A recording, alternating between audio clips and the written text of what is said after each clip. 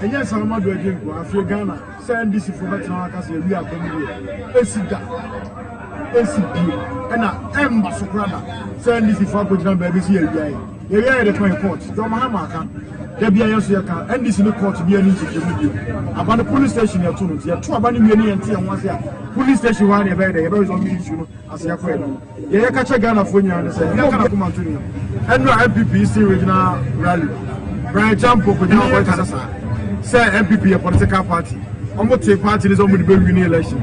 She can be at 2024 way. On the first winning about your murder. On the winning. Now I want to answer the question. Don't cause so be a question you make a canal. Yeah, catch MPP for the same. So much MPP say a political party on the winning about the yes, yet the NDC say a political party the winning about. Say Ghana for the two Obama NDC. Now obi begina ho so be fa kwati kwan bia dan ne enka Ghana no yenyina be se am yenyina ya podo ase am ne rock city so ayede ase so say ahemfo ani asofo Ghana kromu a e wo kasa bia Brian Champo no de gan ene ne people no fa yede onfamo yese wutu aboam wutu momonefo no na wutu agamo asofo ye mo bia amfa yese kan enwa nanka sa 2024 abato ego MPP 4 boko a ye be mo mboko mo pena sumdie so a abato enwa be so na sumdie so mo pe basabasa so a NDC ye kan ye kasabo e hyen basabasa so de be sia o ama de Ghana ne be ye no se Ghana ne be se ne nyina pepa ye tina se fofo a ye be ne sa ma se de MPP so e be no e de mando Oredo mama date the maye mienu miensa a change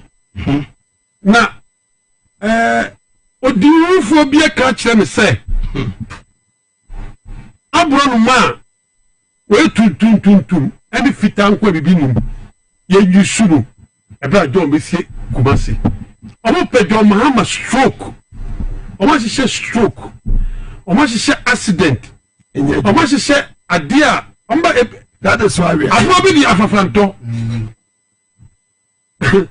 papa pani ba ka che mi nie dro bia ni ba ena me ti kroma nyesaka oba tre Kumasi aye NDC ajuma se de me ye e che se do di ko ke twemo hitro edre nipa bonifo nipa ye nipa bonifo e wudifo pa na mo ti kro yi mu enti be ka so ma ejidi nipa o ka che bo se president mama ba bia okoda ye obani ba ko da ye be kan offer ye nye careful nipa mo serve na duane mo serve nso na yin chejiro yes adwomama nipa bi ka se adwomama be wu asani ato aba this is the time obo de pese adwomama ye kasa mpasa abem e bi a prophet fake abukase adwomama be wu this is the time nipa so ka che me pese mama be kroma na otwire obedi na otwire kroma no MPP from pedi fo bi pa boni papa a unya obefo so ku adwomama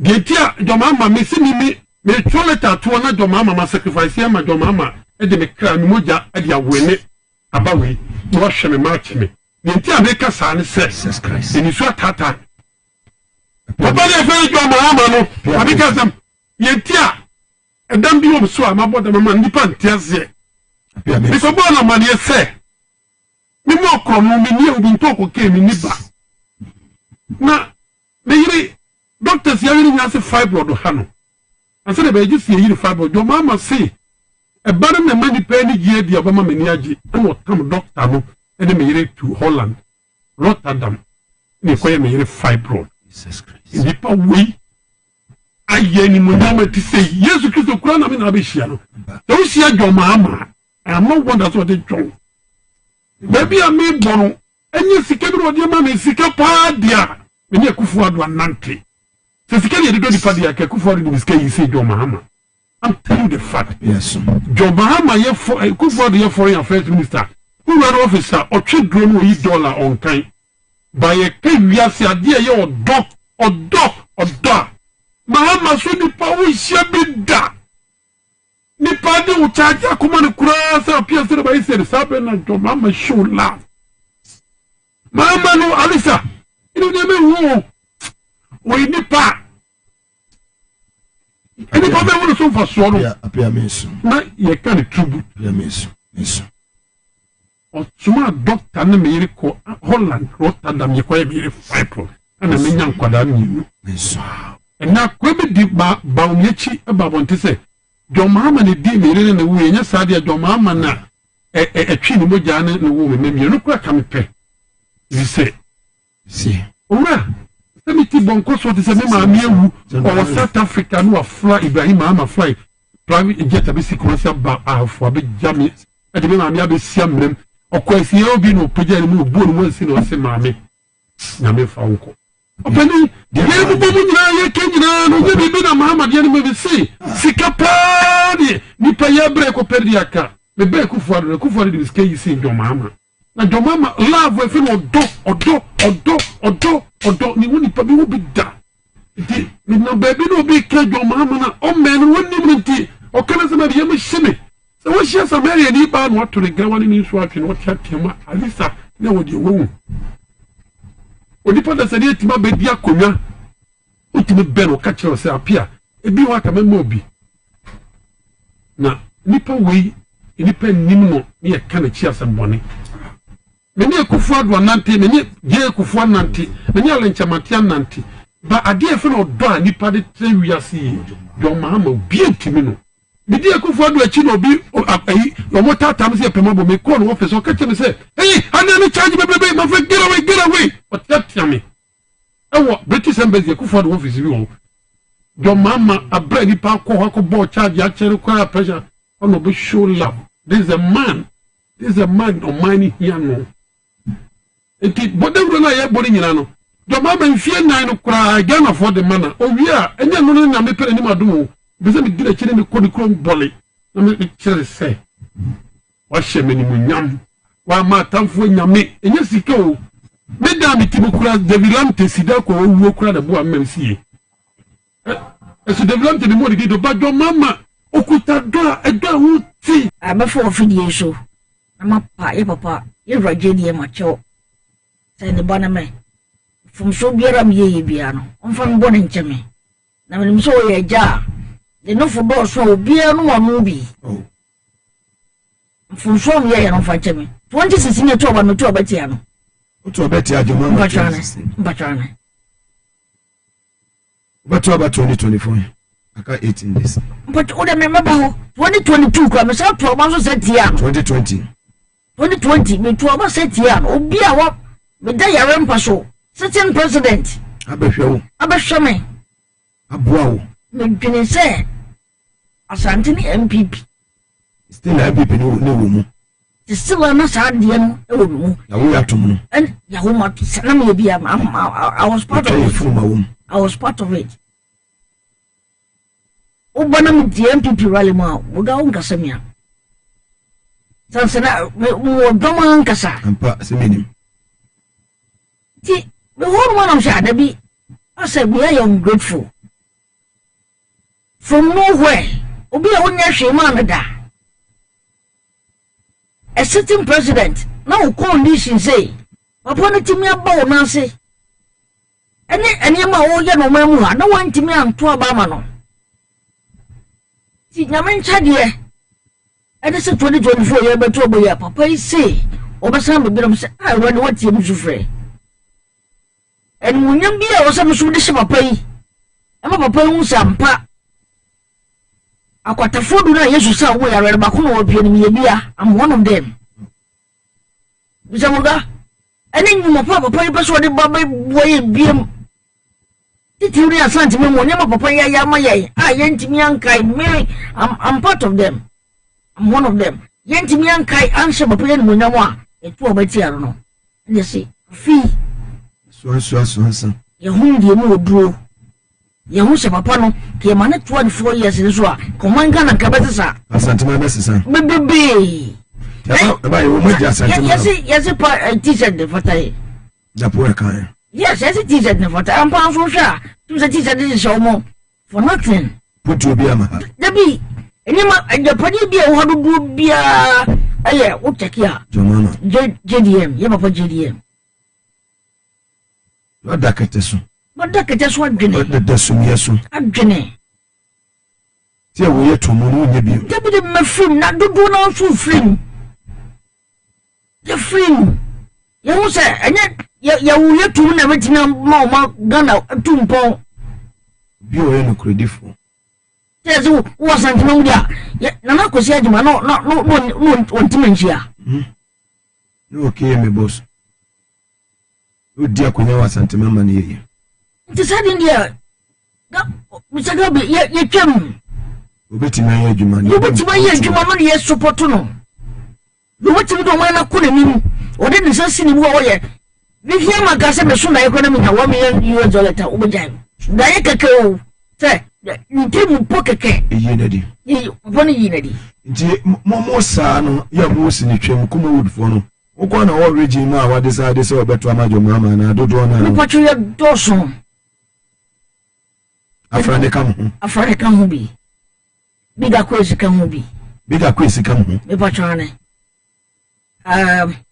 Kuma wood for no. Kala kuma se. Ye doso. The musicians. Zaji na obi adina sesa. Abrobemo. Obi a just say wo check a creative art na. The dosu dodo. You know about woni. Oh, just say you dosu dodo. Mo nyina mo free people. You nyina ye free mu. Sans ye wo yetu mu no. Say first ni wo say one ka say e bra na biswa no. Na me dwene sa abofra. Ene me nyini ye, me dwene sa panyini. Sabi you woni ya dwene na on your mense sanda.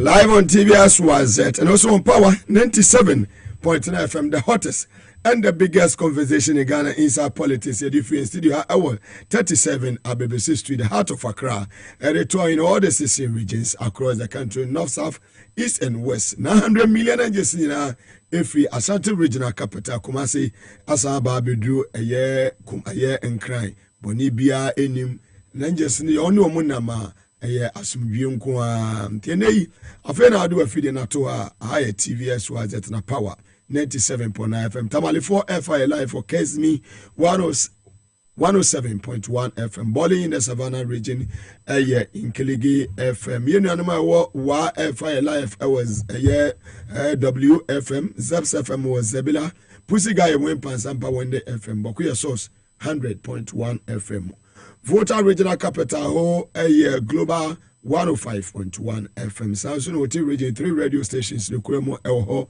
You are 79.7 FM Okete Krache KFM Opasa and Abuem FM ewo Jasikan.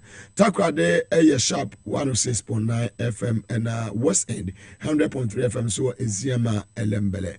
Rich FM ewo Asimfo so Sanso and Adom Sounds ewo Cape Coast.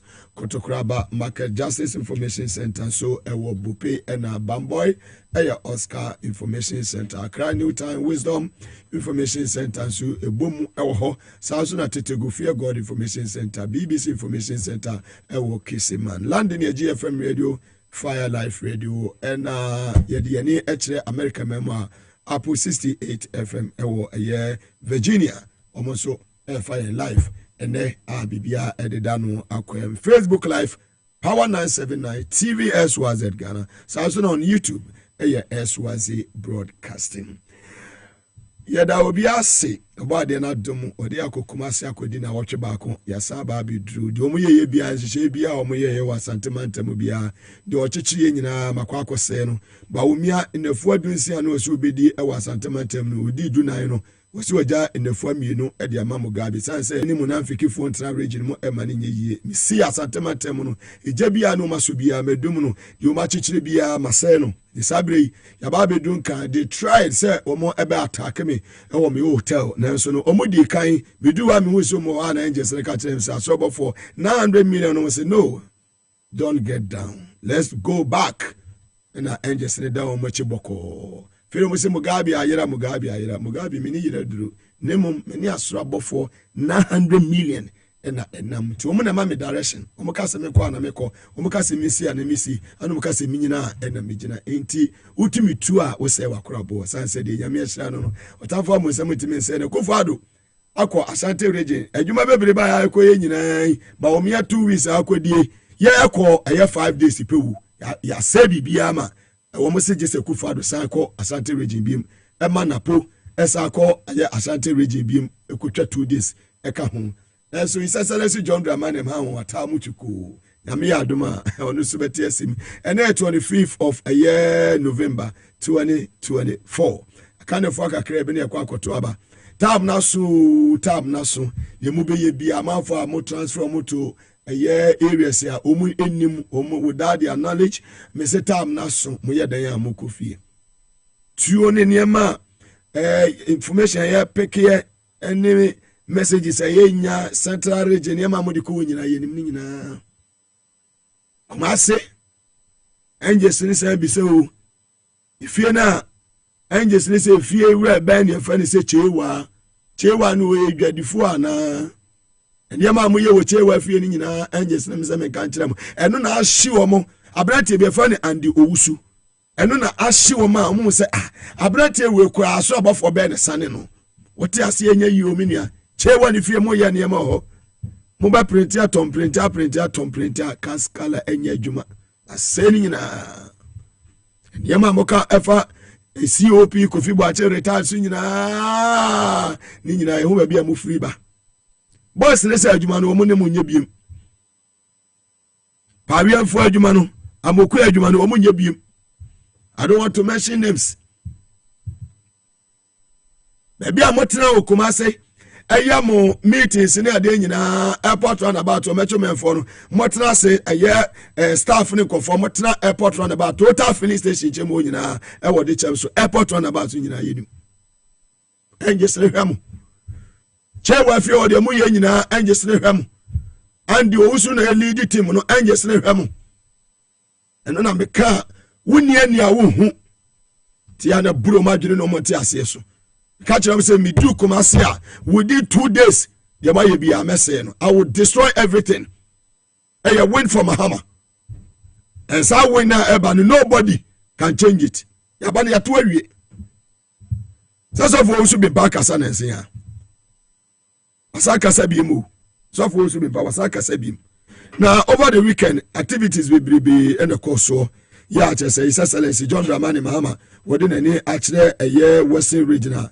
eja o bon ta no wa finish up bibia na eja wasabi pm ewo enkran ye hwe de course so over the weekend ewo a Western region His Excellency John Dramani Mahama ye course so ewo na NDC tema is so honorable Azik Damti ono so ye work 24-hour policy no and he say a game changer so baby abefa bia you ready course so ewo over the weekend ewo Tema East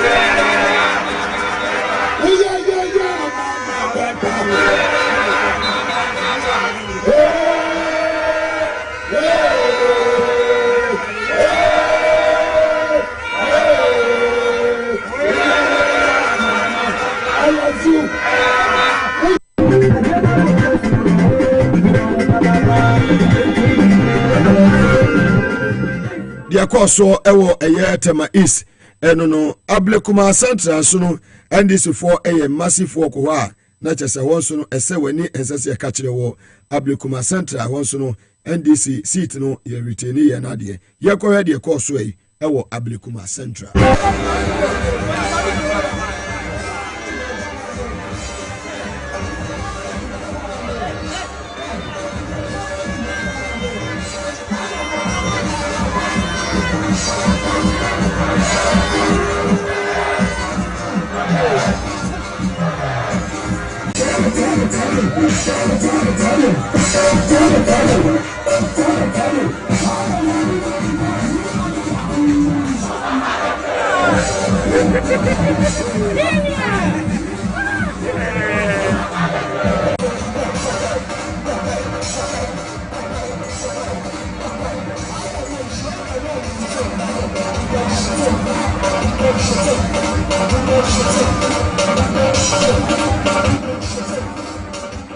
Not just over the weekend, the Akoso Ewo Ablikuma Central in the Greater Accra region of the Republic of Ghana and year Musumawunia Ekoso of our J Nadmo boss Ewo Subriso, the yes, we are Wapomboko, Bibiade Danako Mohe life Ewo a year Subriso. Not just I was some no, it way of our J Minister we MPP in a while here we are. So I say one constituency, no, just MPP and Kokumasi. Yes, yeah, rally. I did not just some way. And one is some of Babram once about to Kaba, where you be quite come and say, and say, Adaji, Wakasu, maybe I do need a jogon, Yatias, Lusu. It ought to be a Yajuma, Mr. Macquas, Antematem, near Mamma, saying, I'm a coseno. If you any money, Mamma, yes, I near Manino. Your body, 1 second, Opokunia, Esibes in the Ghana forces for you, post for you, national security for you, will be to me, Casa, will be to me to two. Obia tutu ewogan, Obia Zutimento. Ewo Ghana. O mapanyida da John Ajikum Kufo with the 2 Canadian Japan him. Say if you watch it, say Ghana for the if you watch manwa ye enough. Say ubi to me the idea also we be now there's a Ghana for Abrabum. Yet ye o mapanyida da Yakufo. I take that as just political talk. 8 years should be long enough for anybody with solutions to show. The current regime has been in power 8 years almost. So if we are not having the solutions, we shouldn't accept shifting of blame onto earlier regimes. What Tina Ghana and Fion as MPP, Yantasika Meso some Oba Pejuma Wanyabi, one Casa Pejuma Wanyabi, and Naya Husa Wunya, Yadisika Brown so Coco to Abamani Personas. Muslim, Mama Grina Ho, Obia or Kachina said for too many persons in a Jessica Cotono. A Chinese, what you fear, Asudaye, I was a Sabi Woodia, what Chino will come and feel so. No, I do not dozen Kuton or banners or discussion on summer. No, I do not nanny. Now I go to Abamano. Otumanua, it is said, light on Fapa. No one saw candle. Light in the bar on pet. No one do no. And fear some fear watching who will be him. Oh, I look at the Japan at Tenecano. No matter some phobia easy for the other. So prepared no tomorrow. The obeti may use over 1 month. Mama Zamakati was a prepared you Madiabano, Bawumia, and in a pun mujis canemo. Tina Nanado a day a year.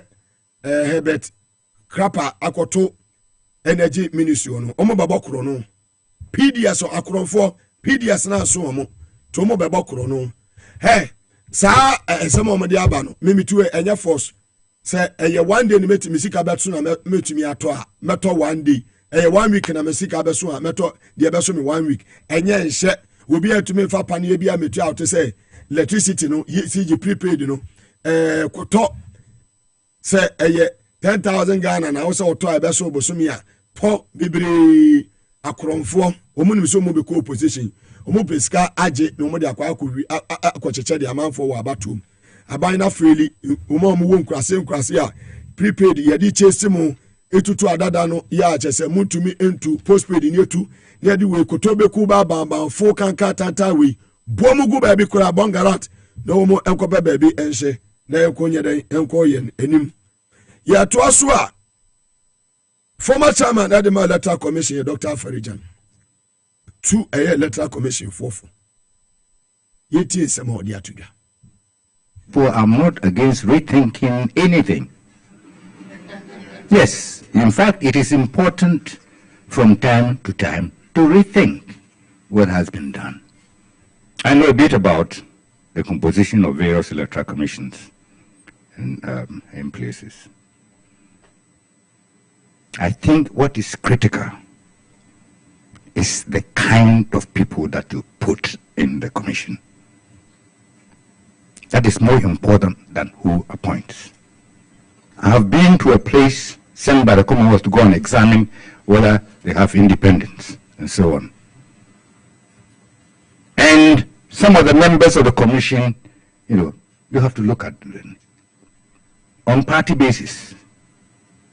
They told me to recommend that the party-based composition be stopped, because the day before an important meeting, you'll be called to the party office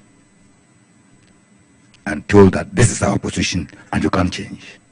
So different positions, I don't care what method you use. Make sure that the people that you are putting in there are people who can say no to the government if the need arises. There will always be pressures. You know, these politicians, they like to stretch their long tentacles into everything. They do. If you allow them, they will do it. I have not talked about the kinds of pressures and so on that we go through. Yes. All of them, I have fought with them before, but they are my friends and so on and so forth. Yes, you must be able to say no. As we say in Ghana, let everybody keep in his lane. All right? So if the government is trying to invade your lane, tell the government, sorry, you cannot invade my lane. We are all creatures of law. But if you go there and you don't protect your territory, somebody will encroach. Very well. Now just a year former chairman Edema Electoral Commission of Ghana, a year Dr. Kojo Aferijan, Nisama or de etu dra enono. Now Ghana for in Abashano so. I will say you could pay more Asante region. Asante region Kobo Juma for a year 5 days. Monday, Tuesday, Wednesday, Thursday. You do yano Friday. Omo attack over your hotel on Thursday night. Name on a year Friday no. A boy anopa baya nunsia. Ana transformer cornete kania. Please. Transformer cornete kania emaye no. Womo equal to 2 sa transformers nyina to 2 cables no. So mo ba besesa wires no. Say Mugabe ha womo asante matem. To Friday ni die. Wo de to Adesi FM ase. Wo de to Accra FM ase. Omaji omo kania. You won't say Mugabe 6 o'clock crazy. You didn't can hear my back. You may have Asante region. I hear be 4 days. But we have be 16 days.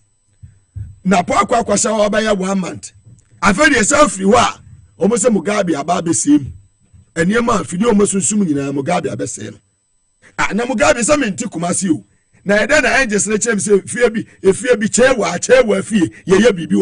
Mugabe ti Kumasi o then Mugabe hu say abrate be fa na de owusu wo ye niema bi wo chewa fi ho Mugabe ti Kumasi o then angels ni down dey say dey chance airport run about wo metro mefo bi dey lead o me for the staff bisumi ti Kumasi hu say yes abrate no fidie na susum nyina no wo say no iti wasa na nado san ba bim sesi ameka say na nado asa ko du Kumasi Asante region bim ayeka wo ye GM beba jo mama wo ye obeba te say de do me kwa benya mo frosro ani abetere kwa ye pa afi alikuri makuru beba samu pew mum pew ani ama ye nyina masane ni nyina mese ni ama chechire ni ama chechire ni pa bonfo ani ama chechire e wo do me kwa benya no masane ni nyina abaye fala NDC seat no e free central ahafo efi western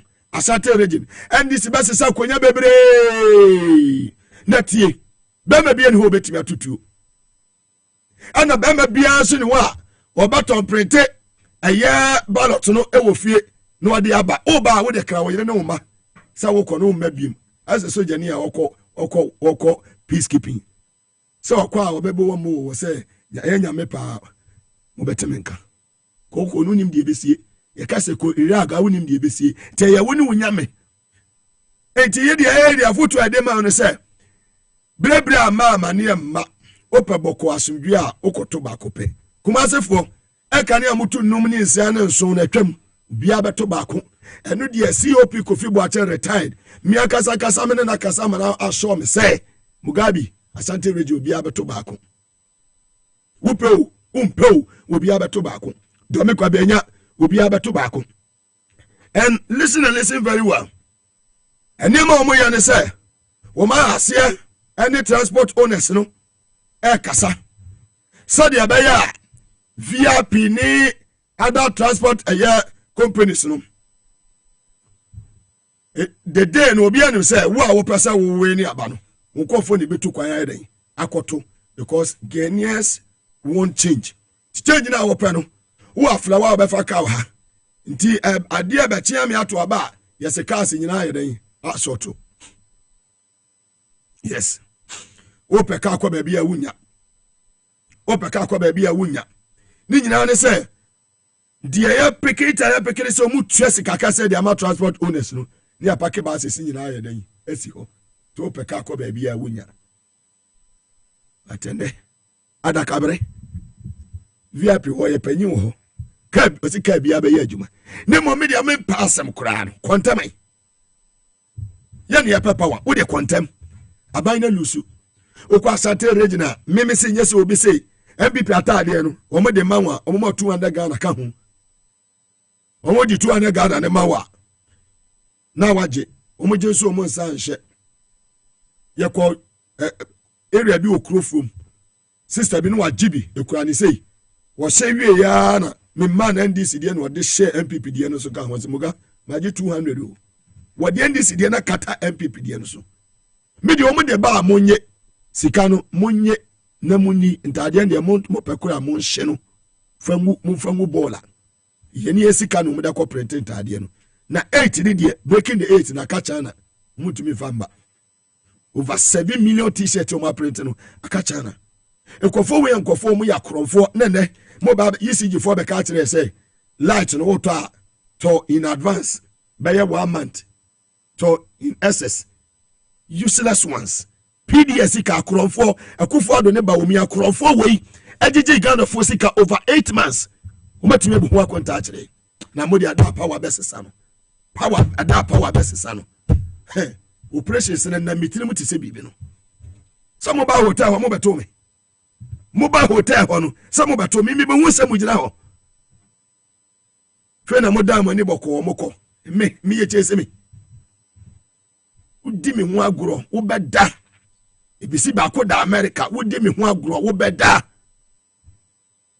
na me nya beta o se me ye beta ka Asante region me ko first and ko second because first one for security reasons it na me person me show sa video no first one who to me buy he came oba pake o try you 10 e wo ba bia any so try you 10 e wa ten aja she e wa honjo what 10 ya would like cruiser new type white what 10 say no and security guys ni see was obeye mumu wo beye mumu a ba bia Mugabe agina apaka ne ka o ye program no sa junction no so no abegina se wo ye mumu munafikini ye tu ya drone yen say power to the people atankolega biga Mugabe Maase ena ekasa no eduro bi akadem ebi eduro ni de na nado asa wo de mutie sama na nado ka wose sa agenda wanwa kronfo we bebubu hospital ewo eye la wo matimi ansi wo mo so mo besi 111 hospitals wo say wo mu ni ba kokoro matimi awie wo mo si one kora koya ajeman manu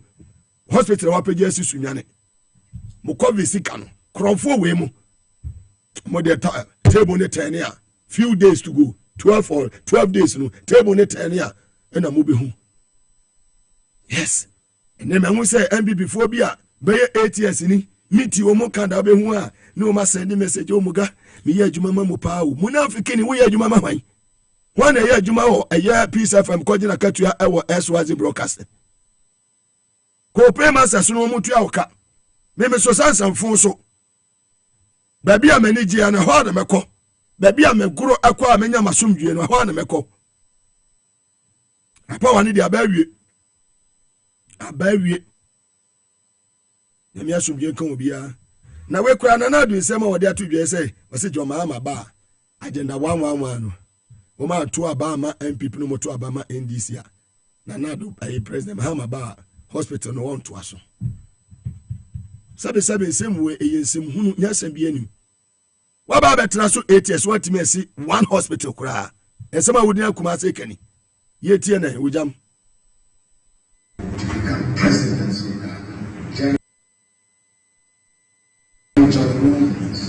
John to go before Mugabe Maase and myself and another country. Of all these, they always have a second term. John before had a second term. And now the black before always have a second term. Only one. The second term. There's a reason for it. Most of the human are so bad of war and putting the man also for some people, what is not coming to me? 24-hour economy. You couldn't keep the lights on for 12 hours a day here doing so time when you were president, and you're trying to give us because Jimmy Sama ebeka so ye president ntumi nka Kennedy ne so mo Jimmy Sama kanya sa bia ni mababia nim so oba ba ye den oba ba accountability krono na mabo PDS krono na mabo no oba ba hwem oba ba to aye krofo market no so awia ama wo mu obewie afari hospital no jama wasatema tema wan fi wo mu no so am magazine for ogu mu nyuma no oba revive ama wo mu ne kanya sa sema gumaso man bi before Obaba bayedai krono abusua chamfa ban no obaba besisam na free searchers no so waye ni ye what the private schools nyina be ka ho campaign for time amona ma moye no ene de wo ya town hall meeting campaign saka kuma se de kamoya rally atonsuom Obaba bayede vima wade kasa obaba bayede krono na wobo PDS wojiji Ghana for sika over 8 months ye wa mu akonta che no oba me abehwehwem oba na Palugu dam modi $12 million ya hwie kwaso ho no oba ne abehwehwem sky trade $2 million oba ne abehwehwem useless president and useless administration 8 years matime senye hospital was agenda 111 ne wujina wo stronghold kuma say eye campaign say John Mahama ba sa agenda 111 oba on to aso useless talk from useless president. You have 12 days to leave office. Dear na mother wutama so say pressure panic fear panic and amodinam can you fear panic ya munya ye napo video ne ready mami and then napo sa wanum bibi na afa ni tinimo sa yede na ebo na potimi koje microphone no ojira ho ewo ayeda mango in the Savannah region of the Republic of Ghana we just say eyezu mo say eyezu we say eyeza no obi ani say bia ya yurofie na na pokure campaign e de majo Mahama wose motu aba malomote motu amalomote no na motu amajo mama motu amajo mama no na motu amalomote woti se mimiti yi mekwa kwakase to aba ma eye bawumia Ubinim di omunum say tofi bi no motafro say enso fita bi no omunum o say die yo tramo say uginu ho awonte ase wo bia wo ya running mate pa de ma MPP okojira platform so a wo se moto abama Jomama nyame no woso o nyame no Jomama nyame dada na woso yetie napo ya wo campaign ma Jomama wotu aba Jomama biye loboti Bagani eh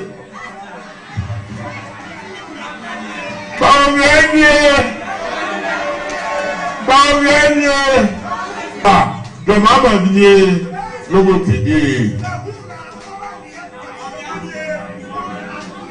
Bagani eh ano ye kasagu na somkra wonte edomu bebrebe nyina bonno no mo say bawumi o se da bi eye Mahama kama ya medada na na me dada na mo visa me ba Kumase kwa mo visa me ba Kumase kwa Kumase na me ba ye no mo visa me ba kwa me be ye niema ma se bibia mo ye bia ma se bibia A to Z che wa fie ho no ma se bibia andi wo so no operation sa we ma se bibia abrati afa staff ma se bibia. Power to the people. Emraso ene Juwada. Juwada emeda. Juwada Mugabe na leading 100 million angels no. Ene enu aba eye elikpuli makrugu. Do me kwa benya ye betwetwe nkomo. Oye ready o metra sema me yenko. Na adaje ni posu ye wi ani adan ho afa abo afo nkrato timatia paw ni aba. Na afa ye de aka atoaso. Na wahu ne eko. Nti se de agro no ayede, agro no ayede, agro no ayede, agro no ayede. Ti haya no se wodu video ni adan. Ekoso na de eko ne de nyame dada na msapia kubi tepa o so hear me life msapia kubi se MPP yo de sorry MPP for wo mutimi nya hwe wo mu hwa na o mu yeden o mu ehwe yes ene nana eye Kwame Agyen subire so hene se nyame ya adoma wodi ni 15th year anniversary betra konya so yi wenye mfi makomako edu enum ewo subire so community center nti monsha no so da no 1 December 2024 da no yekwasiada awia premtobre mu pepepe 12 PM prompt na hyeso nya nete ene subire so ye maame ya abrafi the third subire so ba panyin munyina hobi na najuma prempe nadmo boss be ho sanso eni enua adusei de penifo akanyina omobe wodwumadi na se monhye no so se mobetimi akwakoboa na naje baye waye adwuma papa yenkoso emona baso ya maami elikuri makrugo aye krado a smeti wo mo yemra na yento ayen komo twetwe no so yi papa sasa da je ni poso na yemfa de akanyina so nyeden ento aso emam ye basisia.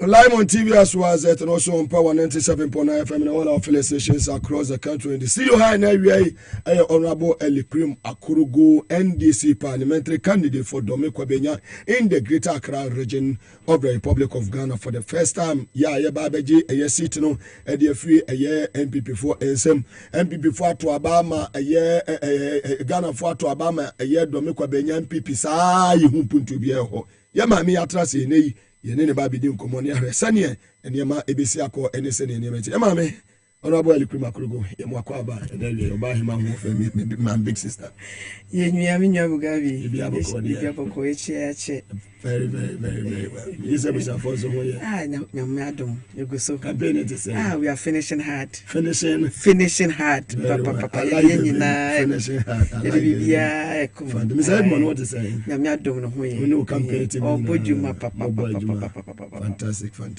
for all the challenges we do na see ho eguso amen. The angels are with you. Amen. No weapon formed against you shall stand. Nyame etiasi bibiabe you are winning. Amen. Inshallah. Fidie kakra bi o masunsun no nso no. Nyankopon ya adoma on Saturday anajo message fidie no masunsun. Amen. Amen. And it's not my direction or dada. The Saturday ahomache pa around by 1:47 AM no. Fidie bi o masunsun bia internal for ka ho. Yeni anuemu NDC fo bi ka ho fidie no masunsun within ka ho. Ba me make sure say fidie ni na mede. I'm not here to mention names but fidie ni na mede. Me sunsun say fidie na me shine nyina no say yes baby we are saying power to the people. The angels are working well so far. Say no campaign no AC echo message ben and all the good people of Dome Kwabenya. Yo Mugabe mefa akonya we so echia me papa the incoming president His Excellency John Dramani Mahama. Obi our experience, obi our yebida. Na masanso afa kwenya we ada echia all the national, regional constituency executives and then the branch executives. Teacher Musu Amutie mefa akwenya we adamwase achia mu nyina na muga domekwa benya impenswa so a for 20 years no akudi one side MPP4 na ma dominate for all these years na metenase a me dwenu ho amentiase esan se domekwa benya no enye bantuma na se Ketu South obeka se predominantly angunafo na se akamfo ntino kan yeto abana ekọ one side. Domekwa benya is a cosmopolitan area. Wo hwehwe every tribe bia no omo domekwa benya. So for a particular political party who hold on to that seat no eyade emra mi miti say me ba stand no I needed to find out the reason why all that is happening. Na 2020 no miami yi miti me bae no muhu modern boa ye nyina branch 4 ni constituency 4 yetimi epejas vote no every 29,000 to 52,000. Nature say we have started the process. 2020 when you are saying menya 52,262. What? Yes. From 29,000 to 52,000. Yes, and so no, my investigation led us to where we have gotten to. Na Kakrame can say the good news is that we share political journey in Domekwa benya every election year biano yes is candidate. 2004 Adama Ebaye, 2008 Zita Baye, 2012 Honorable Sophia Baye, 2016 Honorable Nuruddin Sobaye, and 2020 me Baye. Until for the first time no Domekwa benya yetimi a repeat candidate been insida. Nature say bibi papa ABC bibi besi ewo Domekwa benya. So what fans will dwemu up enye easy. Nyagasa me maame no to ado market into no me run market wa I just fall at home and so I interact with the women. Now before then I used to give them soft loans. Okay. Before I entered into politics into no idea Miami Dija or Honum me fee into no the base is already there. Intimation ye me base into me to say me baby standing no I must support no abedos and a second is to miss answer your bar. And it's so sad. Me santi so to me about moment take constituency. Omunina na what you me meti ho when momo how me nim bia dear tina was say wo Mame Eli Plim Akurugo number 2, right? Sir. On the ballot. DNS say wuntin one was on moto about Edema come 7 December 2024. Yo, me that say. Mugabe, I've always said I moved into the constituency 1997. Or when I'm a business, me family, me busia bibia or bia wo. And don't know challenges now you facing in Domekwa benya no I'm part of it. And maybe bedru ebi watu abama o MP o hwehwe no you are able to assess nipa no umpotemu nyina there's nothing going on, no infrastructure, no roadwork network bibia ayebasa eno no me push me who said no I need to also come and do what I can also do to help and it's in the Maybano and then going around and interacting with constituents no me who say there are a lot of challenges that we are facing ni nyina ejina leadership. Quite say we don't have anybody representing Domekwa benya. And you know, I have come out with 5 thematic areas. A year contract many Domekwa benya for yetimi de yasane. The first one has to do with inclusive governance. Say yebeye baako. Na yetumi ahwe kwan ya betima afa so ama Domekwa benya be krabehwe. Inclusive governance no maybe no otu abama ye MPs now you don't know them you don't know where their office are, you are not able to access them, and so me person carry some mission and action syndrome no. You have an office there? I have an office and to no me nyamba mpo no me nya office kakraka bia ewo hacho just I just send the Oko banker day in and day out to the constituents office and a 5-bedroom apartment. I know their office. Me their office kakraka ewo just by the roadside. Day in and day out no constituents come in. Party there were Kwabeniano, Mancasa, Menyami officer. Ejuma se menya mba mpo nipa baho obi wo ho ba o se me be wie scope se osuansa na ejuma miniska meto machine na me de amano hair dryer so far no my sponsor even almost about 150 inkwala omusuansa na ejuma obi wo ho a opese oye journalism school of them de omunyina akọ eno tino sa inclusive governance no office na metimenya no it bridges that gap into no constituents are able to assess me. We have an administrator, we have security. It's running 24-hour. Into 24-hour economy, they kind of that. Now they also be under inclusive government. Me per se, ye friend of state of the constituency address. Ye will be a man penny. They have the SONA state of the nation address. Me per se, you having that one now. Every year, they are within the constituency. Me to me, I account it to the people of the Mekwaben. And no crampo no, ebe boama, omo pushi me. Etimi aye juma. Esan say, manye juma na 1 year ni bedru. I have to face them. And to know that one alone will push me to be able to do more than expected. And then apart from that, we'll be holding town hall meetings. Say bi onyansa eni obako fotim. I have this experience. Emra na me yejuma well vision. Yeko ekrabia say yes.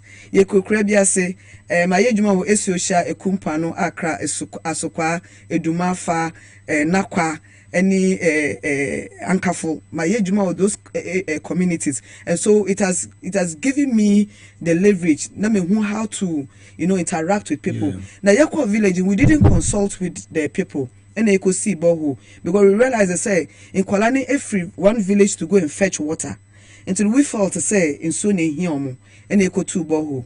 Now can you believe it say even after 1 month we went there, the boho was there and we were not using it, they still traveled. No in class no one room mama papa ni nkwala den ewo dem ho nti usually what they did was in the morning no masuma nkwala so mkobu nsuo omeba no na nkomo no modi nkomo no ewie wa we penyemu de say wuti de America no modi nkomo no ewie na che say bo na yekotu ye no na omagro bi na yekwakoye den yekwakose. So this has informed me say obebo nipa you need to go to the people. Listen to them, just as John Dramani Mahama did in his manifesto. He called the stakeholders meeting and asked them what are their needs, because one could be sunny the hiano ukomana. So based on that experience now me having working with World Vision, I realized to say the regular town hall meetings, the regular addresses that we hold as a community will come out with a lot of nyama say one community they have a lot of problems, but they have one their priority. So when you engage the community, then you are informed about what you do.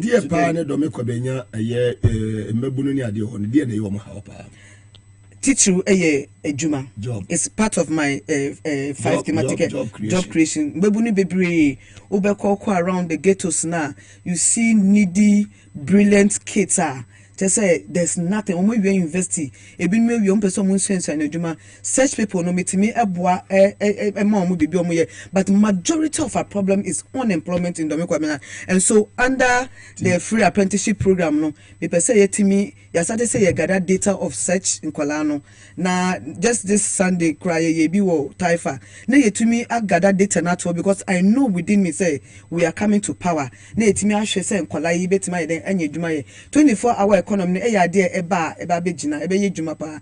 Essence when ukwa no ni awa we too kind no. That is what is being practiced there. Obitimi kobo 2 hours wa ha, no akobo 3 hours wa ha, no akobo 5 hours wa. Nature say at the end of the month you get it from everywhere. And no John Dramani Mahama ne ni swade hu say or decide na eba Ghana ya there to be able to bring down the unemployment problem no. It is one job, 3 shifts and then 3 people doing it. Obi abenya 8 hours. Emra na ebi akofini ama twen adwaso onwe ni 8 hours no. Ejuma bi wo ho bebi another 8 hours no makoye de no makoye busumbe wu no na ometimi enya omedidi peche sika bebe butum. So these are some of the things. They share and inclusive governance no, so you share the second thematic area, safety and security.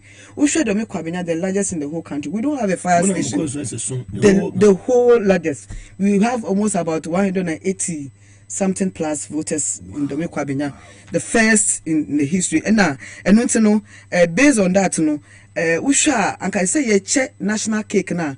We should be able to have more. But we are lacking behind. We should Dome Kwabenya. It will interest you to know, we don't have a fire station there. Dome Kwabenya, former speaker. Yes. Professor Aaron Makekwe. Sir. One and way MP. Sir. Adwasa for wabe cabinet, wabe deputy majority leader, about gender minister, whole cabinet minister for about 8 years and a half. So there now said Dome Kwabenya for more Masako how movie. Midikaka say it's all lack of leadership. I quite say we don't have people representing. Now there they woman say Professor Doolittle. You have no legacy in the constituency. Who is riding on the Sawayo exactly. What's India? And Dome Kwabenya is not a dynasty. Papa Baba Debbie. Na Obasu Nebasu Babeba. Na Nebane Bano Cramponanka, ne Papa ye bibi crampoa, Akobe Dinaswa. And now all radio stations are he's lamenting. I say no momu your position and I anyway and I anyway and I anyway insum and I'm a bar papa so be ama ye di ye 20 years nothing is happening. It is a tell no radio station now or can say no opposition. We are giving you all so be good minimum about live on TBS was it and also on Power 97.9 FM. Yama me Honorable Eli Plima Krugu, NDC parliamentary candidate for Dome Kwabenya constituency in the Greater Accra region of the Republic of Ghana and any Echicho Command. A command ya order fast that I said the man Medi Moses Clinic and about center on the Garlic capsules at the Abejaso, Medi Garlic capsules at the Abejaso, Baby Bona Mwa a blood circulation, Moja Timidini Peduanima Fusanium, boost the immune system, no, Nebianco and Kai and pharmacy shop, Heba Shobiano, Ubinia Biato, power specialist about hospital was a bra. Fiber related to a miniaba, who better te everywhere the amount components, minimum, any in the area how also any fatty liver problems in Ano was so da Takra the Anaji Estate or by Anaji MA Primary School, no, Kumasi, Fia Silic Busumchiko Tempono, so 1 year a year. Just bo filling station and I didn't share anymore. So a year pokwasi CP, a year pokwasi CP contemporary so also no will be well. Friend 0244544422 friend or Bejo was so near fast like I said from my Hebron Hills International School say excel and shine. I may have 21st year December or more year Christmas a year fanfare. Now for Obano any child parents in no more to myself friend no do I say yes you will school Hebron Hills International School was say excel and shine. Natural mineral water no bibribi ababe hu Mr. Robert e 37 Abebise Street Ezwazi Broadcasting here dudu obi a opebi a wo ba betu koton na so nya so emfa so Mr. Robert ho branso ni di bibiri aba bra betubi kofie fa bi gina kwam ton na so nya so emfa so bibiri mekom so bi abewura mu so no obenya bi ato.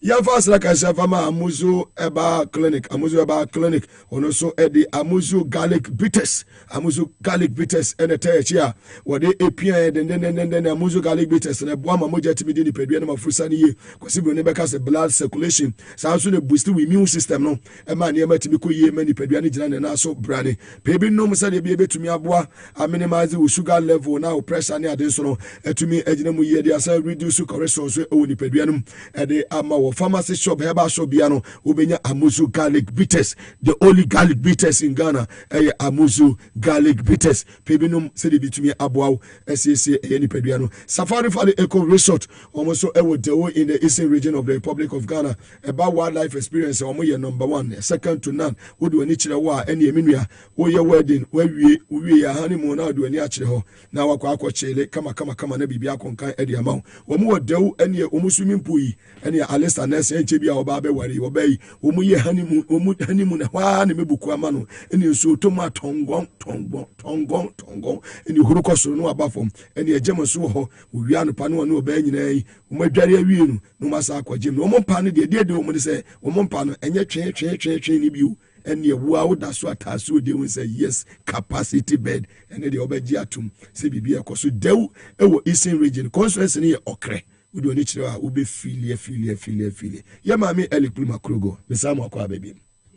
fantastic nti domi kwa benyafo no what na say ehu mo hawo ana wona wo say wo ba wo hawo no betimi aso ano e dia mo wo meye MP no dia na waye dia ma domi kwa benyafo me da say Mugabe domi kwa benya se na me si di kan no matena ho ache nti no adoye no ma sha se da na me ne wo ka say ya yin say nkola ni bi wo wa they miss school because of sanitary pad esan say amanya government here ni timu ye din to the sense say common pad and nkola beto no or the tax kese ya den e de atoso ama nkola no bebre wo be ko school ye say we yamba and I say omu you see other products are e bia enye because they cannot afford until I've started distributing parts all over the constituency. Secondly, so no, your associations, baby, dressmakers, tailoring, your friends, hairdressers, and then all that. Masate say me machines, any hair dryers. Omo de amount kolana, omo bo omo to me, and yet they ain't afford such things. And I wish I don't make kwabenya me. They can't say we have never taken the seat. But development bia e wodo me kwabenya no it was all under the NDC. You share under health education. You go Gan East Hospital. Mahama AUC 4 years. A very big, very good. Mahama you see only 4 years to build this. We share Taifa Polyclinic. Yena yesiye. Abokobi maternity block. Yena yesiye. Adenkrebi chip compound. Yena yesiye. Under education. You go Kwabenya community senior high school. E-block no. John Mahama na nesiye. Domi MA JSS ono no siye. Akpoma model school ono no siye. Papa community school ono no siye. Tafa community school ono no siye. St. John's Anglican ono no siye. Yeba under security Abokobi District Police Station yene yesiye. Abokobi Police Post yene yesiye. Atomic Hills Police Post yene yesiye.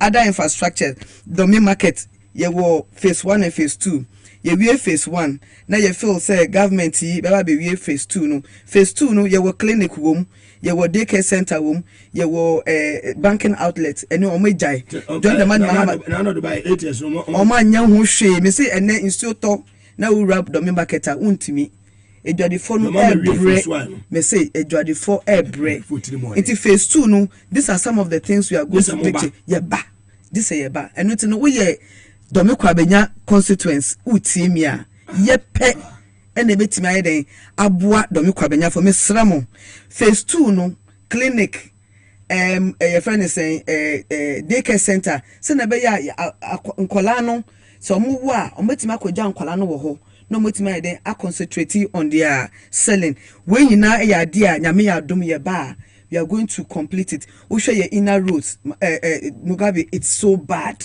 that for 20 years, yedi ye 2 million NPP4, there is nothing to show for. Inti ye sremo, a few way die. Insi se na ye shisha no. Moma nimbra. Na development a ye shisha wo Domi Kwabenya no. Ebeba, John Dramani Mahama nkasa eba Domi Kwabenya. Ebe ka se, nyame ya dum, omo kai etu abama mia. Impuntu biya ye shisha wo Domi Kwabenya biya ni ensabeka. Esan say ye pese you hold on to the seat in it no akwanya ne ba omunkai ye nyamba po nyama bebra ya ye so you can imagine John Dramani Mahama ba as president na Eliklima Krugu eye MPA you can just imagine what will come into no Mugabe yego so under the 5 thematic area me contract amasa no inclusive governance safety and security unnam Domi Kwabenya bibia yesu so under the light up Ghana project no I'll be able to do what ye be say the street lights ebo enekra masate before power nyina Domi Kwabenya nothing it's ama okada drivers ade be chine ye ku omo obi afọ omo no mdo mako hye bebia yesu na before be hwe no na ye ku omo minya mba mpo no masate say me mass street lights at places ya hwe say ya ade e hadu into no mesremo these are some of the things we are going to do job creation maker nyama bebre free apprenticeship program TVET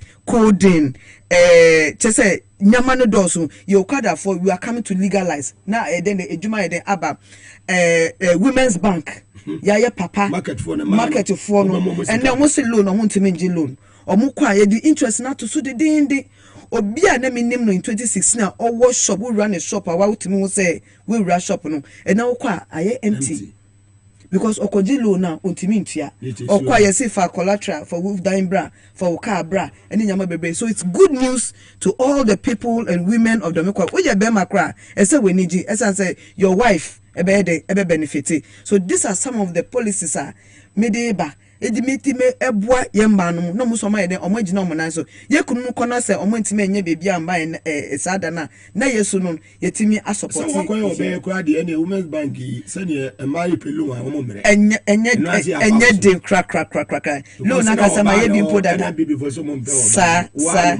sa ntuma yo ba na fi ono me se de wa na sa mi amenwa adwa asafo wa ye bi inti bebia wa ye du na me so be ye ba beto aso so de busafo ayi omo so nkono omo so ma ye de obi nkono obi mbra ya de jado me kwa benyafo ene ganofo nyina ene awie yi kakra ho a wo de beka ho wada woma na ye jawo se de be ya obetimi akọbọ kwoto a campaign so abo adwuma de amaye me da se mefa akonya we so ada omo nyina ase am say yes start ye door to door early January ya ye wi asanko akoye mopap sisi aso ye community engagement no metumi enya sa enkita with a lot of them maba omu fie maba bebi amu ye juma maba mo shops maba bebi biara mesremo afi we die monka mo amunua ba elikplim akrugu yes may work kase bi on the 30th enti mefa akonya we I invite you obi biara wutie mene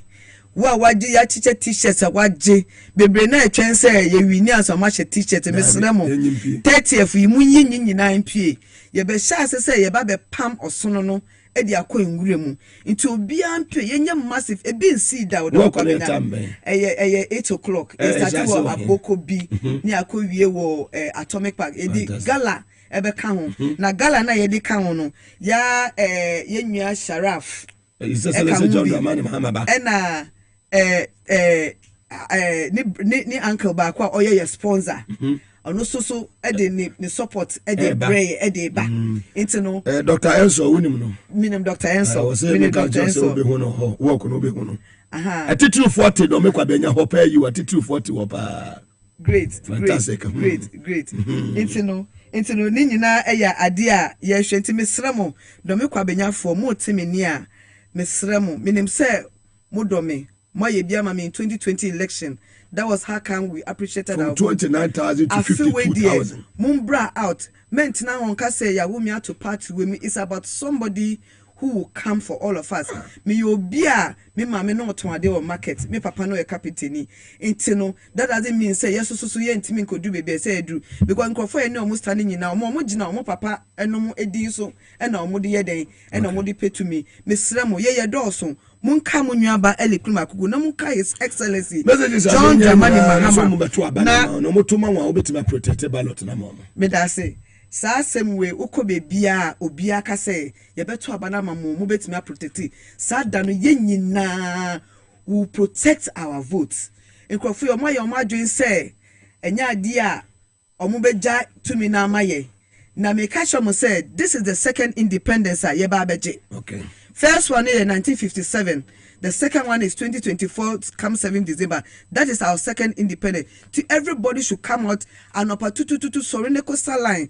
Netuaba, Emma, a women's bank. Netuaba, free SHS, Yababe ni Shimukina. A Crawford say, John Dramani Mahama saw about Obabe Gunu, or Mobwa, the private school, or the private, or they say Yababe Shemukina. It will go out and vote for the women's bank, the 24-hour economy, Yama minimum Musu, Yambanama, or Moy School, even university first year, to me, and Yano John Dramani Mahama say, or the bar my free, or you'll be away be that with the unit committee member that with the assemblyman that why MP that why minister why deputy with the vice or why the president that this is a man of experience ye the too many excellence within 4 years and now also UGM University of Ghana Medical School Atonsu market KJT Kotokraba within 4 years this man has done this for us and so Mamunti Obia say 4 years no then Obabe he's come to even do it more for us Miss Ramo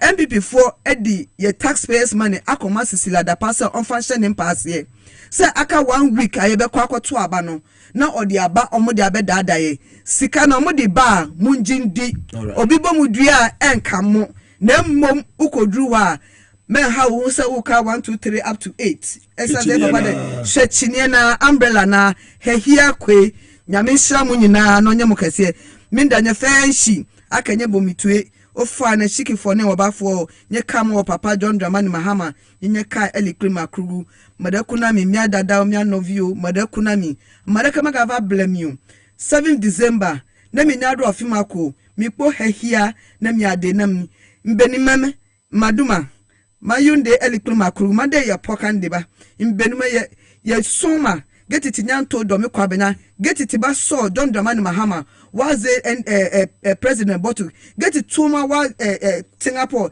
to come 1 year di yezan wa be yetuma working ninga salamu alaikum jamaa 7 December kuri oneze die fana kuyankuri kutuna lemana kutuna babamu John Dramani Mahama de kedunku matanku dianku eliklima kurugu se kubasi zu kubani za salamu alaikum jamaa. Alaikum salam. How many languages now? Make 7. Wow. You can lead. Thank you so much. You are going to win. Thank you so much. Inshallah. Inshallah. I'm touched. Thank you. Very well. Thank you. Madame was met your Mama Melikrima Kurugoni and no education and just no award Juma papa. Anthony Nukwe know the capacity man at Nasi. Samson at least at University at Nasi. I'll be right back.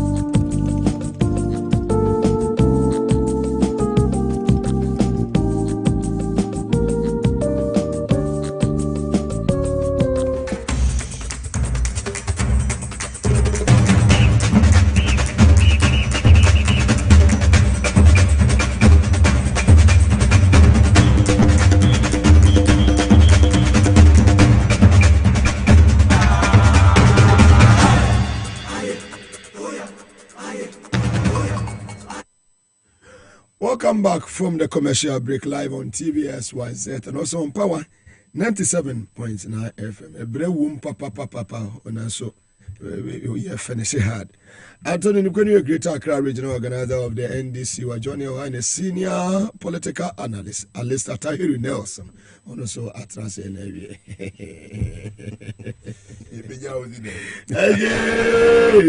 Tony, you have a call there. I'm happy to see you.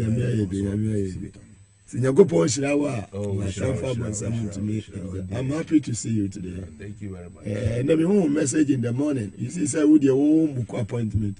I say, I will be in your studios today. And I say, no, would you say, oh, Ubome say, oh, Bopuluma, better than Macassi. I don't know, child. Better than Yamiabi. Ghana for you. Fantastic. NDC. Couldn't even for free branches, constituency, region, national. Fantastic. Juma Omayano. You see, Nyankupo and two Ishra baby. Very well, very well. Yama me Faustina Nelson so yacha when yadawasi bibre wo advice no BBM edamunyina ase monkoso ne mukrukwe munkakranka krasa Alisa Mwakwaba. I'm just Mugabe. Senior political analyst. Mugabe. Ode post the money o. Mining cost on here. Senior political analyst. You just call me Alistair Nelson. Mugabe. Tokwura. Hey. And everybody I be say I was over there talk about. I would say you plan to Canada. While it was by nature. It oh and then no who you should. Mugabe, we by no videos be. Now, as I make videos, no seminar. The carpenter's son and the market woman's daughter. No, the carpenter's daughter and the market woman's daughter, who just left here, Elikim Aklugu, has demonstrated to me what my father has been telling me all this while. That in life, you must remain as humble and humane as possible. So that yes, life will just raise you. Well, the parents, where in which category of the economy they work, but they will be able to raise her. And you see, she's a leader because she saw the problems growing up between the father and the mother, the problems of the day. Every morning, what you have to do to go to school, what you have to wear as a lady when you grow up, what you need to do to protect yourself. So you see, at the end of leadership, we are yes so person be din go for any no dem sika akobi to feel nyame sha nada but do me kwabja for some when you baba kwa mo for ba from some branch say yes to work in World Vision International no until me sha do me kwabja for some nya candidate say ye nyina greater crowd so okowo 30th Mugabe miss ai Mugabe on invite me crowd me meko and I make me 5 minutes. Just give me 5 minutes to convince those hard-hit people in that constituency. Say, that constituency, MP before that. About MP before 29,000 to 52,000. She's going to cross to 75,000. So be you say, Mayor Minyomano, some catch him, see, Jam. Mayor Minyoma, Tommy Kusu, and the show 21 days. Now you do now empire. You better say, Bibi assassin. So, Memo be right. Inti Mugabe, picture now will show you, video now will show you. Ablikuma Central constituency. You see, it is not for nothing at all that you saw that crowd. And this is the second time in just 2 weeks that this crowd has come out for the party. Yes, Miami constituency. For the party and then for the candidate. Honorable Abdul Latif Dan. Hey, Charlie, Mugabe Maase, sorry. Let me salute him. Look at the crowd. Yes. An affable gentleman. Oh, yes, simple.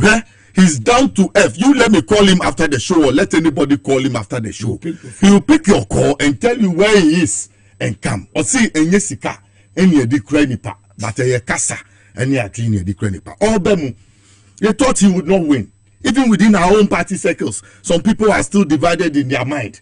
Look, but he won. Yes, and take those things out of your mind. And then, Unya Abdul Latif Dan Ejina, Ablikuma Central. Bebuano, Ebi Ochina Bayo 10. Me say sa city no menu was super but send you see jina ho na oye no me sa manako another 2 terms account we in the second term me sa boano ama na win me say dey meye bia say me catch us any poster about me feeling him.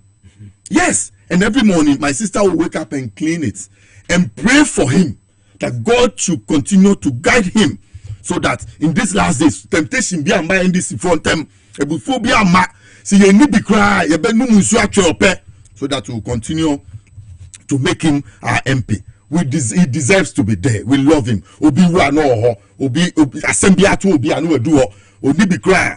Kasa wom obeba be kasa na nipa bwadwo nti honorable up to Latif Dan ni nkofo e wo Ablekuma Central. Today we are safe and sound. The communities are safe. First, I'm Robert, so between nkofo ni ade, and then he has lighted the whole community. Now say you two so mu pipe nkofo the cars free that so ma be bu so why boreholes about 18 across the constituency. Go and check. Na people say o to be yashu kwasha electronic ones.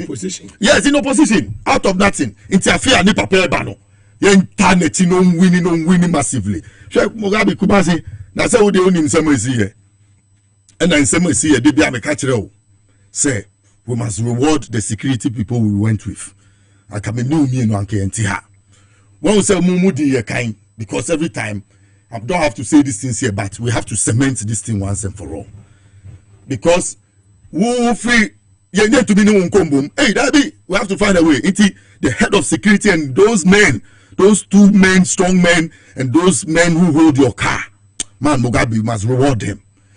When you people took the lead, so when the incident occurred where you were, I was in direct contact with your head of security. I don't want to mention his name for safety reasons, and he was telling me what to do.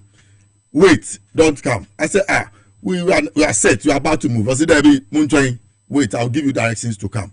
And we're delaying, and you know your chauffeur too. If you delay small, no, he'll get angry. But I was under firm instructions, so he had to tame whatever you people saw there. Where you went to for a safe, you were whisked away. You are going to be here, you. I said to me can't tell me. Me and Mr. Nelson say, to be here, you see the confidence with which you walked into the hotel and took our sleep. Yes, we are not the target. You people are the target. Yeah, your man Shemunsa would die. Because I told you the head of security put me in my psychological senses. That is why they are there. So they are first line to defend us. So I should take my sleep, and they will do the other thing. So I never came out of my room until morning when he called for a meeting, and then he called you. So he put the situation, and I called Mugabe. I'm telling you, whoever sent us to Kumasi, you must take the security people there. When we come, you must put them in the national security. These are men of integrity, and they put their lives in order to restore the situation. I'm to be here. I assume dance dia wayosi be di wo ayi hono studio hono Adishi FM very touching. So osi onya kidney problem no nya he no kra no di napo echi napo ntumi amoa no friend na so why busy ojani ba John Mahama Dramani hono so what yes oti impo won from my Elizabeth Ajari. And Obefano, and or the hospital no ko ka $29,000. Me check it, me calculate oh baby na metino. Whooping Sam. Or the call operation we obaye no. Say the drive ne from our santi. Obaye no sambe tuti amahama 2020. Ba video ti hono. Won say da bi enye sa na ye no. E twa me from mato ha, ye twa me from mato ha. Na nipa na ye twa we from mama no. Or a bodamling, or a convincing, or a nipa bonifo, or a cromfo woodifua. Now that's what you when you be I saw 2 free no into no, but no free MPP who was anti-mem into CCRD or Tau Rad Dramani Mahamechi na NDC. And to me, power, near me, nipa don't be brave. Into Mugabe, Ashanti trip, I have told you. Watch the video of the Ashanti Regional Communications Officer. I think it was on air on one of his programs on 360. Why analysis are why Ashanti should not vote MPP come December, because for 32 years now they have been giving them 44 out of 47 seats, sometimes 40 Yamaya 4 out of 47 all this while. Yet those MPs cannot go into the chamber there and lobby for any meaningful thing to come to Ashanti. All that has come to Ashanti comes from the NDC and John Dramani Mahama, especially in his government. Look at what he did for Ashanti. Ogabi eko in Sawam no one say na mini pe bia no pe masem na me call no block 4 no am robber no dey ne ba prison ho nti o kire me kwa na ofa so wi ade o kejetia on say kejetia na ya techem ti nsuo no petipe no attack ma no omu ntumi nwane no agye o maboso no dey dwane ono ano se me nka o se me ma me mbo me din mum ba wo be hu no yes enti ene ye no wasachira ene okwa sorry wasi opie na ohun kejeti a market no okofa ho no say eh ene za ha de untumi mokro no bi ubeye da bokro no ifa e ho adani Dubai ma intoma otwe omoyi na atache ni hobium odi be fa he e ho aye adani ebrochire into these are transformative projects that have come to Ashantia that you cannot wipe away. Yes. Look at the senior high schools. So headmaster no by studio hall. Yes, what the free education about. Yet those three pillars, the students, the teachers, and then the parents who should be involved with education, you know, who say be the one sanction, but this headmaster came into the studio, yes, and told us how the PTA at the time was able to turn a day school, a university practice day school, to a boarding house. How they managed to, you know, agree with parents to take 50 cedis each from each student for 3 years, that's 6 semesters or 6 terms, and then approached the bank 2 years, and then took a loan from the bank and built and put those kids inside. Look at how innovative this headmaster is, business minded. And then you say they should not be involved when you have a free education policy to help the program. That's why John Mahama said, so first thing, national education dialogue, to bring many more intelligent people with many more prominent solutions to come to the fore so that you project it. You understand? Well, my education in our Ashanti trip, whatever we did, the Danyamias say Yabeduha, and I young country Mugabe. I told you that me when I was in secondary school, my name is Terror. I can terrorize 10 million people at a time.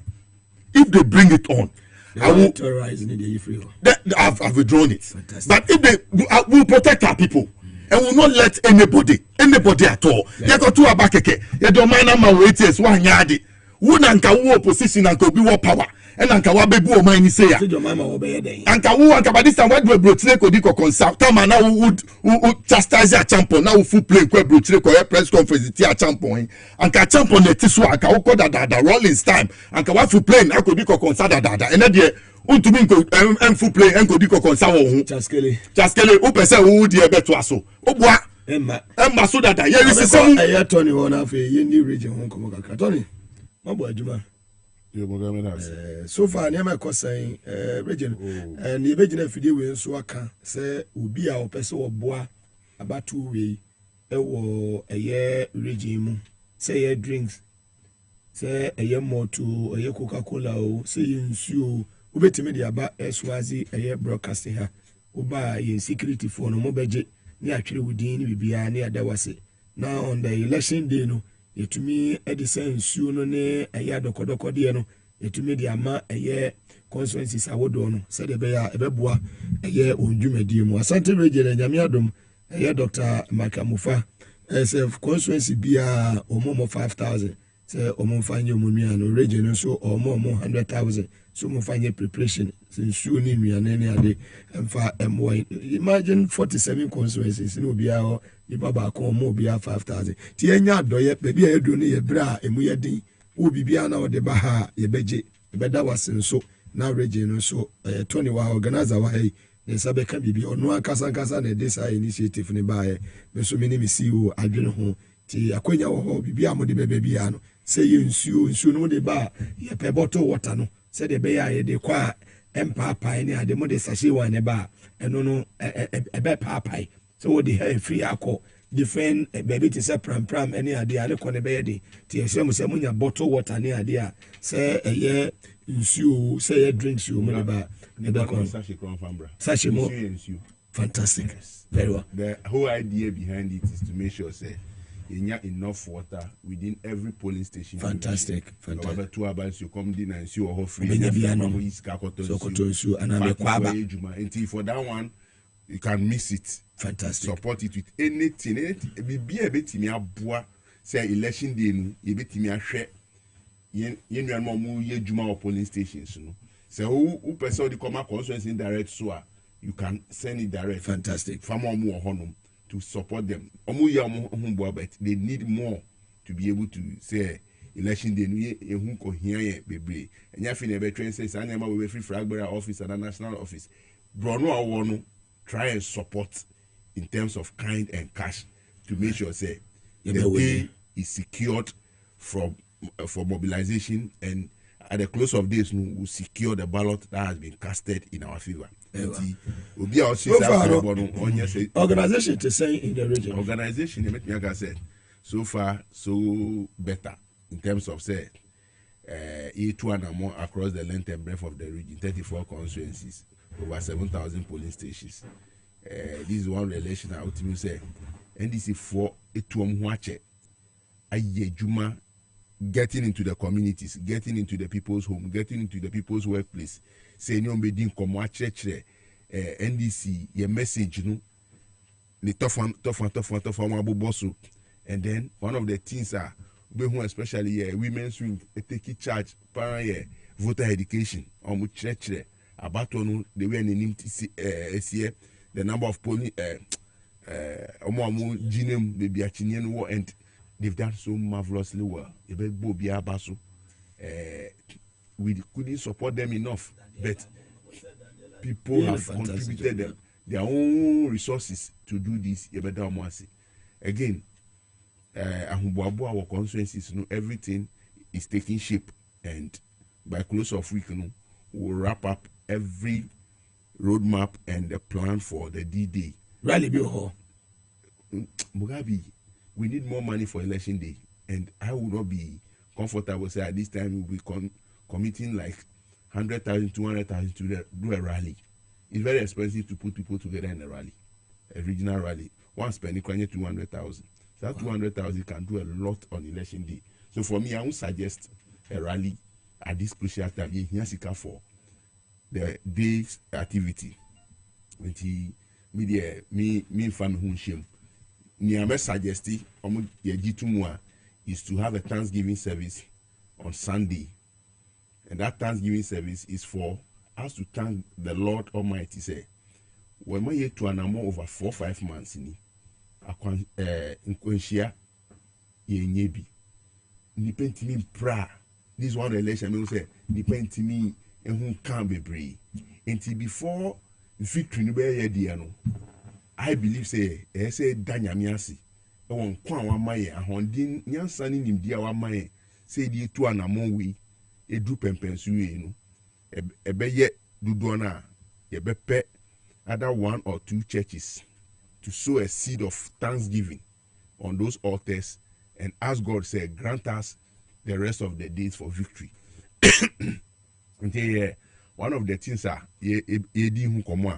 say by Thursday, yes, see the Puma Brea, you better announce it, maybe a 1 or 2 churches. I'm looking at maybe 7 corridors of the region. We will identify one unique church. Then we will mobilize the constituency around there to go there. These people to go here. And Danya Miase. Yes. Over the 5 months, a 2 year who see campaign. It has not been easy. That is one thing I'm looking at. Then come to Thursday. John Dramani Mama Baby, the final campaign was Greater Accra. And it best started right? Yeah, no. On the 28th year, Thursday, Thursday coming, okay. Yes. On the 5th of Kumasi. Kumasi is going to crown the road. See, I could be a queen. Yeah, Gamanche Palace, any crown him for me now. A bit shame organ and him for Ulome as a watcher. Wow. Queen Mothers. A bit share. New Gamanche. Yes, Carnation Gamanche Palace. A champion. Now, any of disa in common. Ye the to last because Gan state is a Gan state. If you move for yourself, we should have done it first. But no, we believe say having traversed the corridors, we need to come to them and finalize it. If you were name champion organizer Agugloshi. Hey, about Kanshi Makola to do any market for ne was a corridor. So it's a market engagement. You dome straight to Adenta. In Adenta for Kobe. Near about I also West Wagon.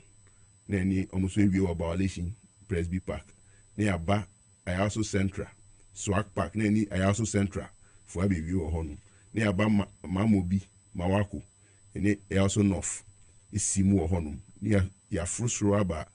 Nima market one. Then you also east. They are boss. It is a stretch of road there. Thursday from 2 p.m. No.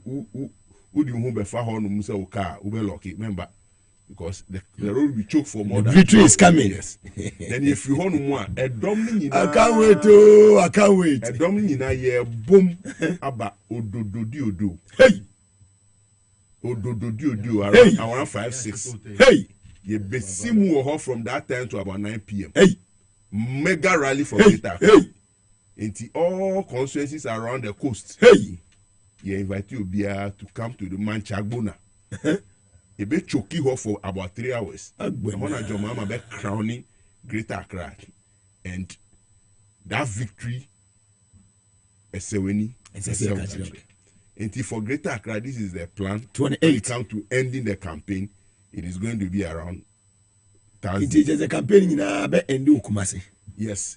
From there, he's going to Kumasi for 6 days. And Thursday, Ashanti and the national rally, no, Ebesimu Thursday. And this is the roadmap. Now, me, I'm calling on everybody at this time. Organizer. The eye is on the ball. Juma ya no. My yemfa person kuminyani watimi are coming these days and say stay focused. Challenges beba politics there challenges neba nipa beye bibi but bisa hu say nia waye no any ball no dey in here will you leave the ball and be following unnecessary distraction? I believe follow the ball. When we finish and the crown is ours, we can deal with these petty issues around. Enti Mugabe Maase na ma da Ghana for one thing I've seen we NDC nina say ufole say who wakuma wasro unye jumana. Ghanaians have sacrificed for this election more than some of we party executives. Don't think say position now when you're by privilege, you know, would the best the day you will see numbers. Timechia minuanum ni madam for soldier for war the various units. Every security man will tell me by this time. I've seen your text messages. And I know how prepared and ready you are to defend the cause of protection of this country. Let me tell you, when it comes to security, we will not mention anything. But in your if any silly commander misbehave, he will be dealt with sillily. Because people have felt the uselessness of the Akufo-Addo Bawumia government. And then you say, by mistake, they appoint you as a commander of somewhere, no, you think you give a foolish command. The men will deal with you. Nobody should panic in this country. There will be no disturb. Look, we'll record the less disturbances I am seeing because the people you are moving in to go and misbehave, you don't know their mind. Come Nedin Crawford. Hungry. Come into first election, the woman of 1,000 to misbehave for you. How many 1,000? But the way they would deal with you merciless. Intimacy. Check so much that the MS security services no. It's maybe more. It's in another areas. Because you see, the election people are committed for a massive and a mega change. And when it comes to Greater Accra, it's good to say the MPP has thrown in the towel. So, I know. Professor Sapo, new research. Oh, that's one was smart. I know MPP. Now, MPP Niaka say, half of Greater Accra is gone. One thing.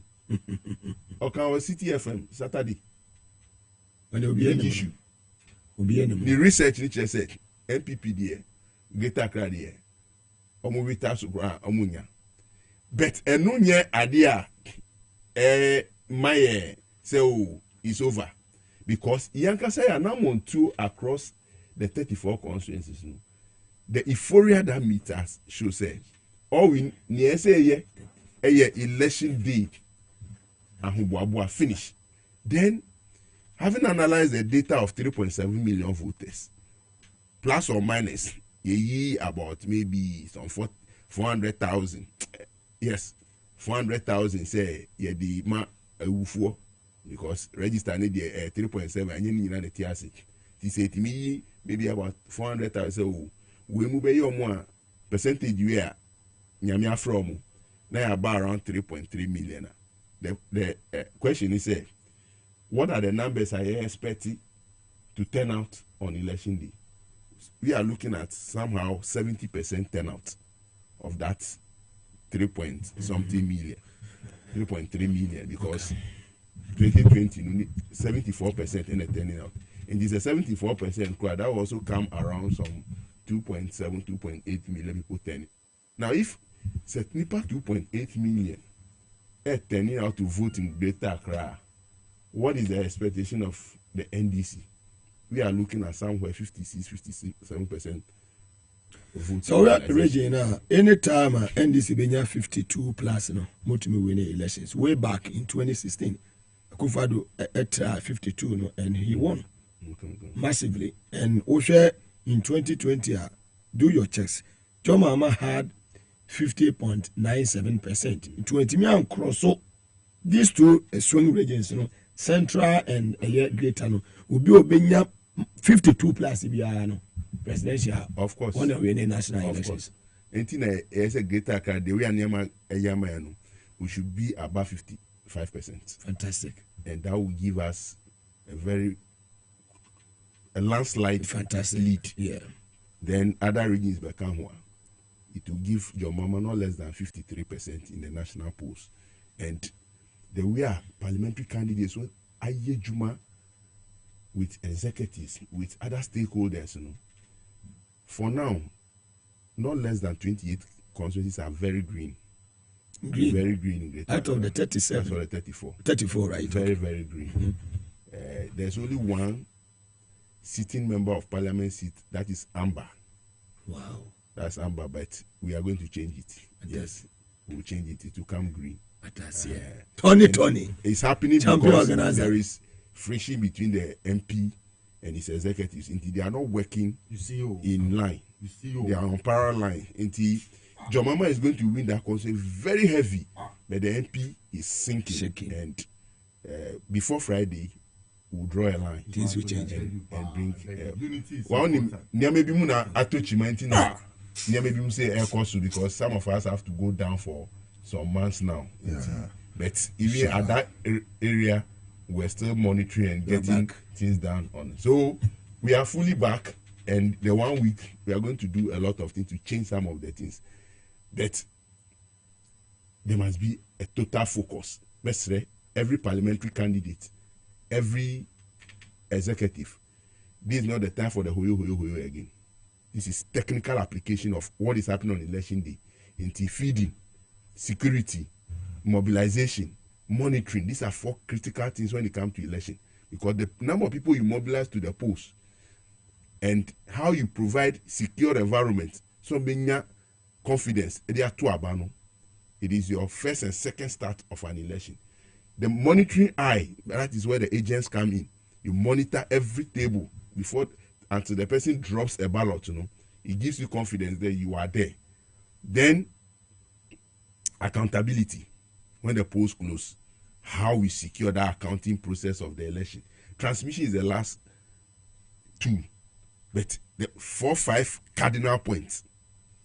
Then in between, how you take care of the people who are working, the agents, the security, the mobilization group, which we call prompters, and then whatever we add. So collation, everything is going to be done manual, right? Manual is the first key of getting your results. Okay. Before you can start inputting into the electronic gadgets. Very well. Until say one sheni pani ye no bet 230. No I call 23. Now to say 0 in your number. This is one of the things that happens. Oh, say 0 in your number. You are jubilating of 230, but on the sheet 223.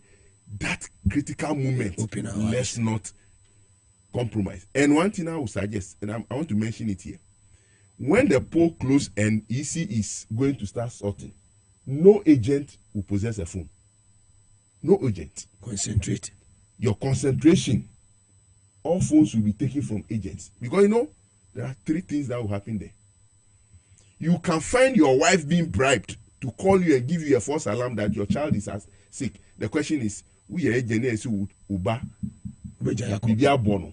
Which one are you going to sacrifice? You attend to your. You will go and you find out that it's a prank. Ajisika S and your man. The agents will not possess phone when it comes to this thing. Me can't be break. Bet you will be big yaru. Shout out to you. Fantastic. Alisa, summarize the video, Mammy and Naja. Mugabe. Michi achimo dani achimo tresu for. Say JM eko fasa yire bi. Na doma ba yire bi. Ambe shwe JM no. Abatu we ye tu wie. Na ye kan wie. Na owura Reverend Alfredo Sepoku enwini wo fasa yire bi a. I would doubt politics because JM wakache mi ankasa mi Alisa mitie say obema tresu mine.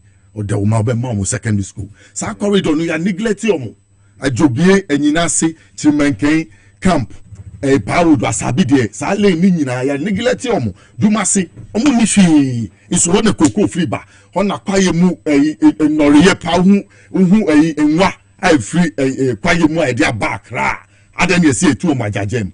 Honso na omo starting mining first. Diamond mining. How na galam say word no. A free Achimejobie, that town should be preserved and used as a tourist center. Makasa obi mia. Iti jemba ejuma wo fasa yebi Achimo down phone so musi samadin matu akofa akododo ye hu de eko. Me de enu na Mugabe maka no. Aban we ejaye hu on the loose stock sen anado wo ye pani. Se joma na be ye den. Ibi so no na sem na make sisi ade nti am ma ye nto man candidate. Eye owura baomia because omankasa no any puppet wa sheda no dinaba number 2 and third term so obey usu ye papa penimu umpe obi sika and na public service no abeboa na wa protect your public purse and ye ma kwan ko for ji wudi ye usa ko for obi ba usu de wonti economics ase nipa ni the best economics around town number stabilize the dollar no and Ghana for ji mudi ye ne mudi tumi mamu say nu nie ye be ye tire no first thing o ko name your senior minister is ye ni mu no be free. Macmillan books don't sell or tonye e Ghana ha not for sale books some oil minister and a J Kufo yinedi J Kufo ankasa to nenum tuo say one of the laziest ministers in his government was Nana Osafo-Maafo then or two senior minister let us asema to yen he appointed 123 ministers you be sign or see problem nisun so he needs a large size of government in order to resolve the problem. How many years has any of those problems been resolved? Ya se moma ko ye kese a de yesu dia da yeso ya bob bisia enti se ye hu dia de ye ye se ye free education say ne ye school who say free education wona na mu wom ana ba omi baby wom mo asisa na po ni baby wom mo asisa mo mako go approach school who president who do na free Ghana ha e ko di 10 days e de ko two school e we approach who fi say yankwala na wo aba say who say ne ye school free education school me yankasa me call 80s numu wa Timota school 90s ebini school time we say free education now the dad and kwala now Ghana for the wedding look at the students who have come out from the free education policy they didn't have enough contact time to even study uko traffic light at red see brefie ube suadia ube hu ade see brefie ube fie so look at the number of girls who have gotten pregnant out of this free education policy into JMC oba Obabe Sisan was secretary expert Professor Nana Jane Opokwachima wa be education mua or education ase and then they said they will call for an education dialogue to bring everybody together. The private schools are sorry also will come together, all citizens. Corporate affairs, corporate juma bebia sorry ni bemwa. Mukite sikan some the best support education will also come and come and support so that we will have a fair and better free what I call a compulsory education that will put knowledge, sense, common sense into the minds of the people. Mugabe say now say yet isika so come doing any on policy party yes ikano. That is why as a president he opened the forest and our river bodies. So yes, it's so powerful. You see, on the who they will go below a Dubai levels. They will get less than 30% of the people. Me na make tell we be quiet no and a man ko fa ko quiet no mako wia go that say no and the omu wia go do so am ko ton South Africa. Minimum MPs be brave. Omu ya galam say omu yiri no ton gold. E was South Africa o kaka. O ti ase. Eti Mugabe was collapsing nipa. Okay. So yeah, Papa, you free me come may so rest in peace. Was that collapsing for Juma? Look at Dr. Papa Kwesi Ndumo. Look at your former governor. Otia said before ada na so yasa it Ghana for omu ba no mu be ka say tomorrow mu ka kire mu say it is a continuation of the wicked agenda of Nana Addo Dankwa Akufo-Addo to bring Bawumia or to vote for Bawumia. Vote for change, not interchange. Yaniabre, Yerisisemu 2024. Melase Alisa Tairu Nelson, senior political analyst in Amotene Kano. Earlier on, Moti Yenuya, Anthony Nupinoso, so the regional, is a show my union, so Eddie Brain. Obadi and Domiani at Nkoma, which I know me, best said in Yenuya Bright of Our Center, a Yenuya Kojo, Anamanya, Mia Duma, 30th year. Ewo eye kaswa nyinyano ane bepe ne korabre ne yam gina so eye Bright of Our Center unia ba kope ye ma oshede unia busu nyina sa so na me wo fa se eye okoji aman eye kojo ajiman ya watu ana nanemu anse do na sori ma ene asofo edemu nyina ase mmire no nsi akase ebo ohene babo ama bene ohene ba mafiwo wone beposo hima ne kranti matim no ene di bibia ede ebrewo yamamu nyina mo enitie Mugabe